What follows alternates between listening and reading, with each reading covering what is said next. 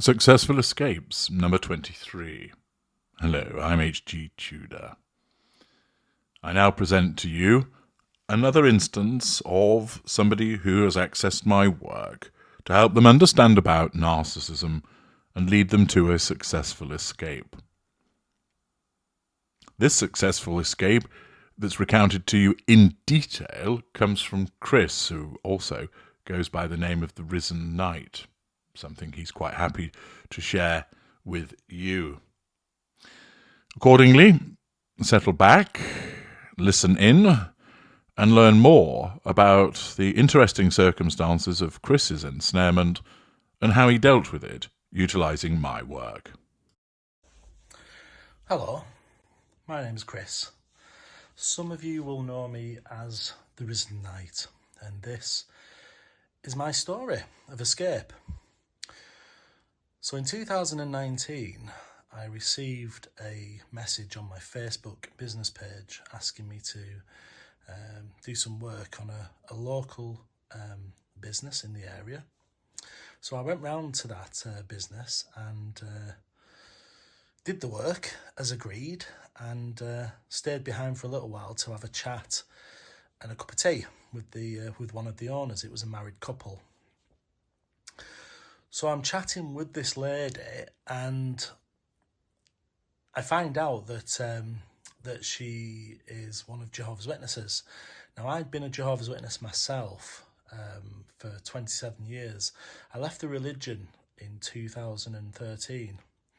I joined when I was 13 years old, but I left in 2013 because I realised that the religion was not only false, but also that it was actually quite damaging.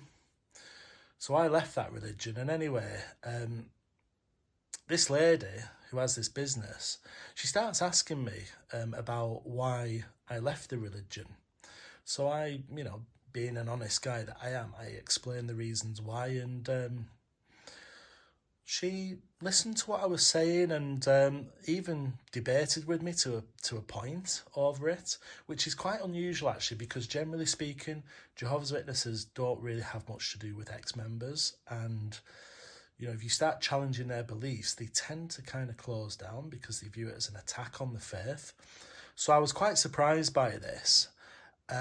So we spoke for some time, and then I went home and didn't really think much more about it.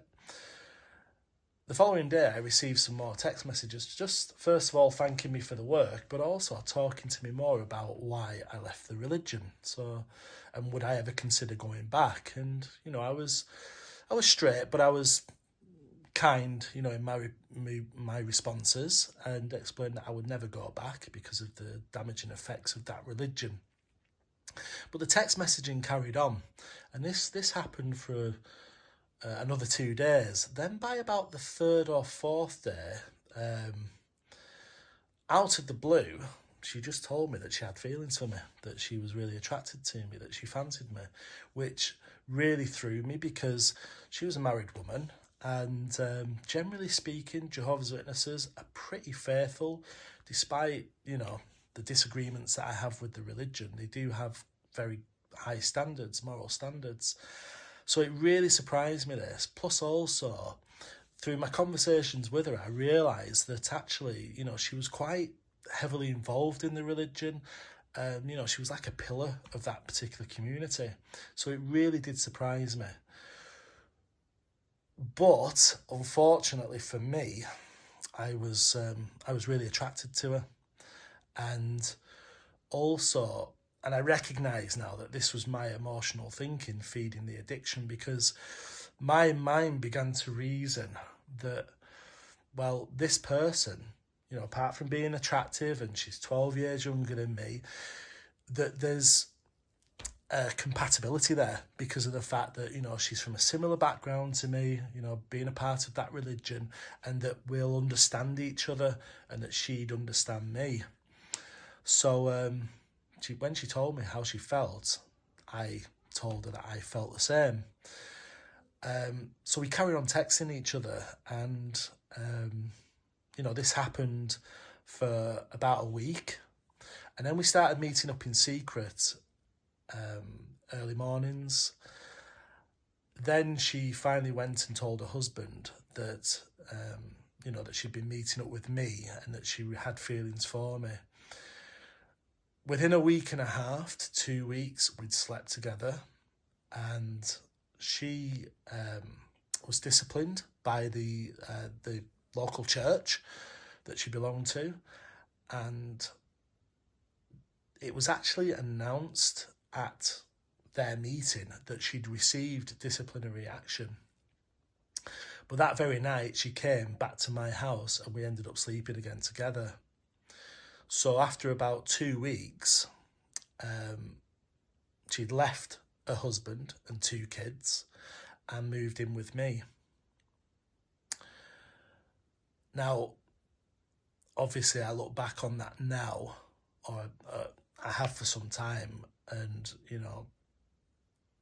I do feel really bad for what I did, if I'm being honest.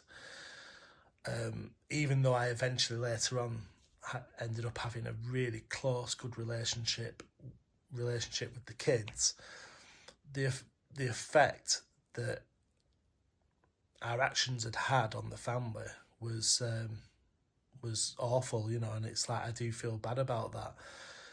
And it's no defence, but now I recognise that what had happened was my emotional thinking had taken over, and that addiction being so strong. Even though I had those feelings, I still went ahead and did what I did, and I felt bad about that. And also, if I'm being honest as well, my narcissistic trait of pride had been corrupted as well, because I left that religion and I was quite bitter about it. And in some ways, this was my way of having a go at the religion in a distorted way. I felt that, it was my way of getting back because of the fact that I'd been lied and deceived to for so long. That's no excuse. I'm just merely saying, what my thought process was at the time. But it was definitely about feeding that addiction. So she moved in. She had no car. She had no clothes. She was £2,000 in debt. So I bought her a new car for £4,000. I think it was £5,000 actually. Paid off her debt in a bank account and bought her loads of clothes because she had no money. So overall, during that 3.5 year period that we were together, I probably spent around about £20,000 on her at least, and I hardly got any of that back. I never received any of that, which, I now understand and realise, because I was just being charitable. I was in love with this person. I really cared about her, and I just wanted to help her out. But it wasn't normal. It wasn't. None of it was normal. There's so many red flags here, but I just did not see them at the time. There was that initial golden period then where, we were both together and, we was having a great time. But then what I began to notice was that there were little manipulations going on, controlling manipulations, like little changes that she wanted to see in me. For instance, she didn't like my choice when it came to films. I'm a bit of a film buff, so, and I love storylines and things like that. So, I would watch a lot of 18s, for instance, and she did not like that. And in fact, at one point, she even threatened me and said that if I watched any horrors, for instance, that she would leave me, which, again, is just not normal behaviour. Then she started looking at the music that I listened to, and if the music had a female vocalist, and they sounded seductive or anything like that, she really didn't like that, and she would bring it up, even though she made it known to me that she fancied certain, vocalists in bands, in heavy metal bands, for instance. So there was a lack of consistency there, basically. But again, what I realise now through my study of HG's work is that there was a lot of entitlement there. You know, the rules didn't apply to her. If we watched films and there were like female actress there that I might have fancied at one point or said that I liked, she really didn't like that, to the point where we'd end up having to switch films off. And this was hard for me because, you know, I love films. Then she started looking at my friendships. You know, I don't have many friends anywhere by choice. And she didn't like any of them. Not one single person did she like as a friend. So gradually over time, I became more and more isolated, and I stopped seeing them, you know, to the point where I didn't see him at all because she didn't like him. And she'd either... There was a lot of... you know, things were very implicit, if you know what I mean. It wasn't... You know, I knew that she wasn't happy about these people. So if I said, oh, I was going to go out and meet up with such a body... you could tell she wasn't happy about it. And I gave in. You know, I gave into that because I didn't want to lose her. You know, I was very, very much in love with her. And I got very close to the kids, and the kids really liked me to the point where they preferred being with me than their own father. You know, so I always had that. I didn't want to lose them. So yeah, you know, there was a lot of control. And the real turning point, I think, where, you know, I think the real sort of devaluation came along was when I told her that I'd gone over to Dublin to meet up with somebody who I hadn't been in a relationship with, but there'd been some sort of, you know, we'd slept together, but we were now just friends, basically. This had happened when I was still texting the person that became my wife. So I'd already planned to go over to Ireland, probably about 6 months before I even met my wife. And we were only texting at that point. She was still living at home with her husband. She also told me that she was still having sex with her husband, which, again, this is just my view, but I thought that is very strange, you know, for somebody who's not happy in a marriage to still be sleeping with the husband every night, she said. So, very hypersexualized there, as HG would say. And a red flag, which I now realise. I told her about 5 or 6 months into our relationship that I'd gone over to Ireland. I'd forgotten about it, and I didn't think it was relevant or important until I brought it up in that moment. I'm sure there was a reason why I mentioned it. It was probably something to do with me travelling, because I did spend a lot of time travelling. Well, when she heard that, she went absolutely ballistic. I mean, you know, like... I'm not talking anger here, I'm talking rage, I'm talking fury now. And in that moment she threatened, you know, that she felt betrayed, that she couldn't trust me. How could I have gone to Ireland? I should never have gone. And even though I tried to say, well, hang on a minute, we weren't actually in a relationship at that point, we were literally just texting. No, I should have cancelled the trip. It's going to take years for me to forgive you over this.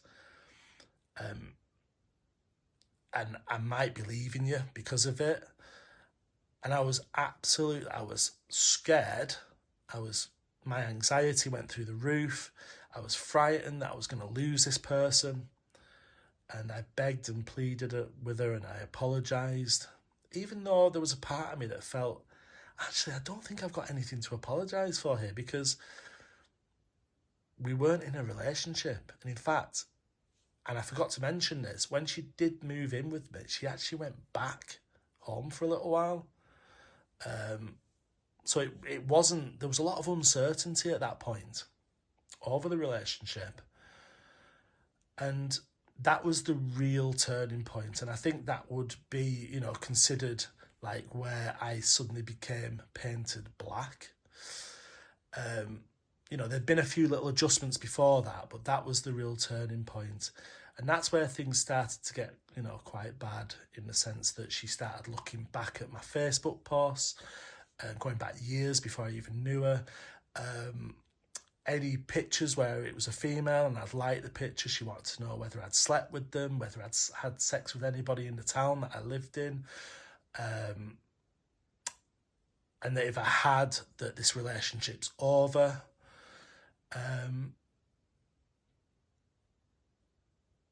It was really bad, and it was bad for about 1.5 years. And then what happened was, I'm going to cut this short, but basically it came to my attention that when she'd originally slept with me, she then had to go through what's known as a judicial committee hearing within the religion. And I found out that in that judicial hearing, she basically blamed me for everything. That's what had happened.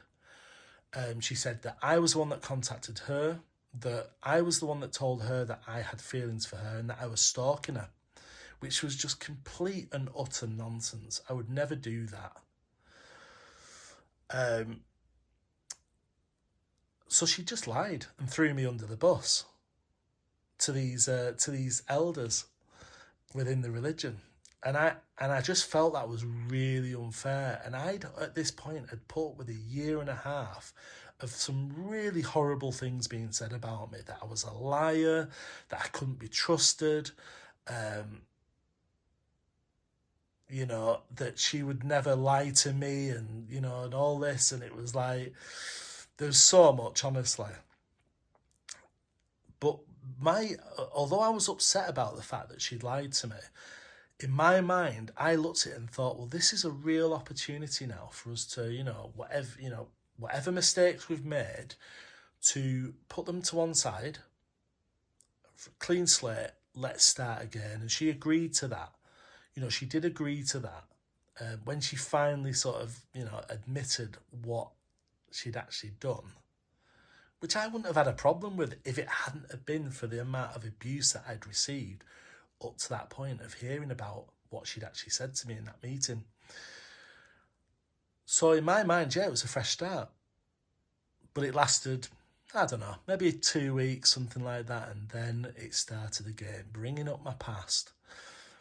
And I'm not just talking about what had happened in Ireland with this person who I was now just friends with, who, by the way, I then had to delete so many people on Facebook who'd just been friends. I had to get rid of them all because I was just like so scared and so so anxious of the fact that something might be said, or she might look at somebody, on Facebook who sent her a friend request, and there's a link to me or whatever.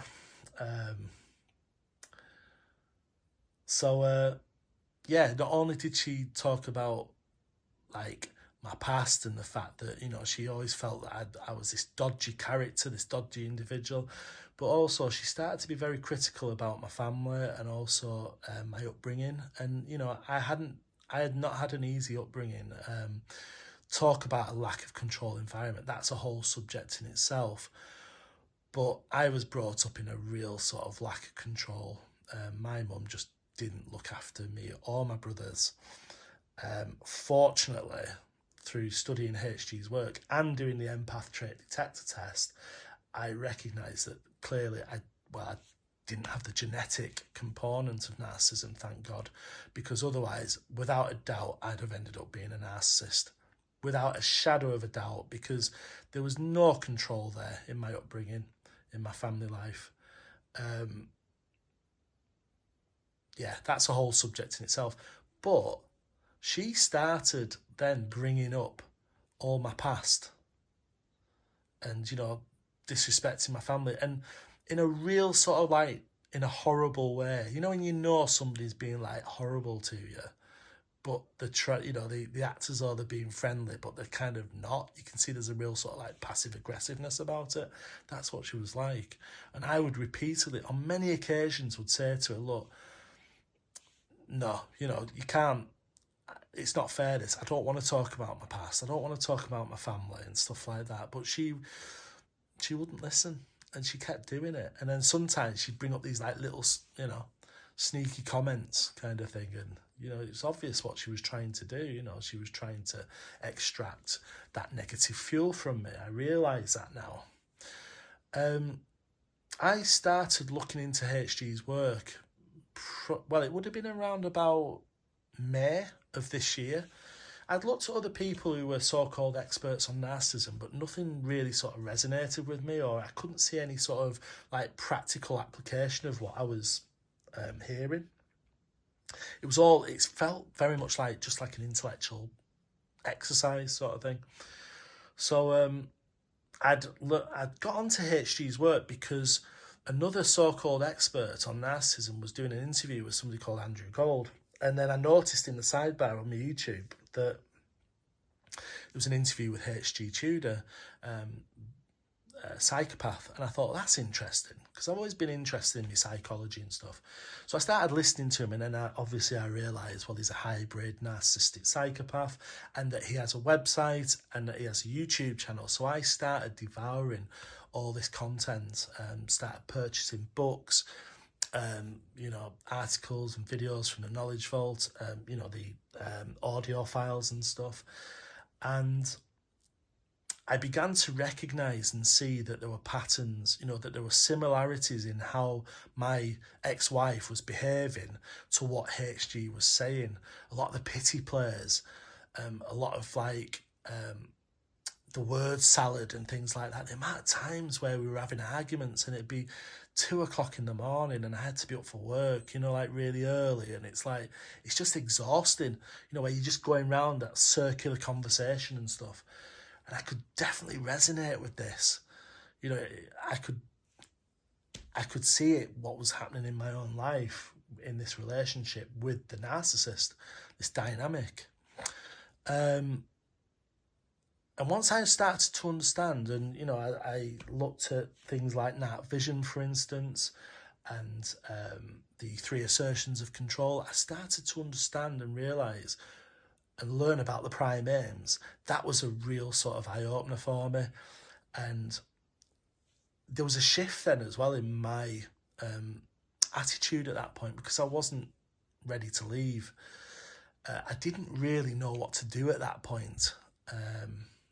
I was just getting this information, and that seemed to be helping to a degree, you know, that knowledge is power sort of thing. And she also began to notice a change, to the point where she turned around to me one time and says, "Oh, I've noticed you don't get upset anymore. You don't seem to get as upset, and you don't beg," which I thought was a really odd thing to say to somebody, you know. Well, you wouldn't want me to beg. You know, why would you want that anyway in the first place? And I think now, particularly through studying HG's work, I recognise and realise that that was the narcissism, realising that there was a change coming, that something was going on. Because she'd sometimes just randomly message me saying, "Oh, have you been looking at any videos by this other person who I'd mentioned to her, the other so-called expert? Have you been looking at some of his stuff? Because I've had a look and I don't like him.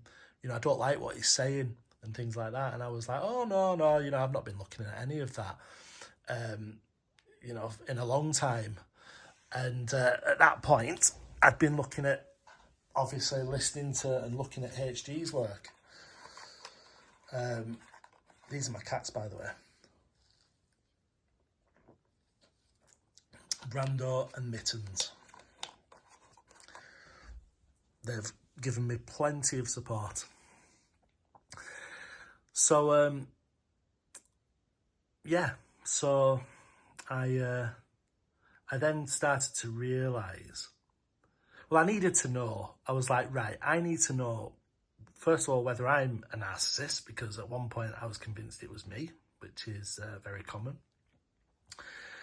So I did the empath trait test, the empath detector test, sorry, and the results came back that I was a standard empath, that I had the carrier empath and also the martyr as well, and also a significant amount of super empathy as well. So I knew that I was okay. You know, I knew, look, I'm not perfect, but I knew that I wasn't the narcissist at least. And then I did the test on my wife, my ex-wife, and sure enough, the results came back that she was a narcissist, a mid-range type A elite narcissist. I was absolutely devastated. I was gutted because at this point, I'd realised that the only solution here, the only answer was that I would have to end the relationship. I would have to go no contact, which I did. And, you know, whilst on the one hand, things have improved massively, thanks to HG's work and, you know, what he says, his no-nonsense approach of no contact. The downside, obviously, has been that, you know, I believe in love. And I was genuinely in love with this person. And, you know, I've lost them. I thought that this person was the one. And I've also lost the kids as well, which I am genuinely gutted about too. But I'm 50 years old. I've not had a great life, if I'm being honest. You know, there's been a lot of things that have happened to me. I've been let down by my family, my parents. They did not do a good job. It's unacceptable, to be honest. And I suspect that at least one, if not both of my parents were probably narcissists. And also I was let down by the religion as well, which was definitely being run by narcissists. There are some genuine lovely people in that religion though as well, and I do feel sorry for them. But you know what? They're probably happy. So yeah, you know, I'm literally like having to rebuild my life. But you know what? And this again is thanks to HG's work, really. I've never probably understood as much about myself as I have now, you know, through doing the detector tests, you know, how strong my empathic traits are, the ones that I need to work on, the ones I've got to be careful of, don't become corrupted, and the recognition that I do have an addiction. But one of the biggest things, you know, that's really helped me, which was provided through one of HG's Quick Calm videos, and it's the one that is, it's not your fault. And I listen to that even now. I still listen to it because what I recognise, and this is not me, you know, I'm not perfect, I've made mistakes, but what I've recognised is that all these things that have happened to me, they weren't my fault. You know, I was misled, and I was a child, I was mistreated, and I got ensnared by a narcissist. And it's my determination now to move forward from this, and you know what, to educate myself and to learn as much as I can about narcissism and also about myself and my addictions. So thank you very much, HG. You're the only narcissist that I'm interested in having in my life. And thank you also to, you know, some people that I'm getting very close to and building up kind of friendships with within the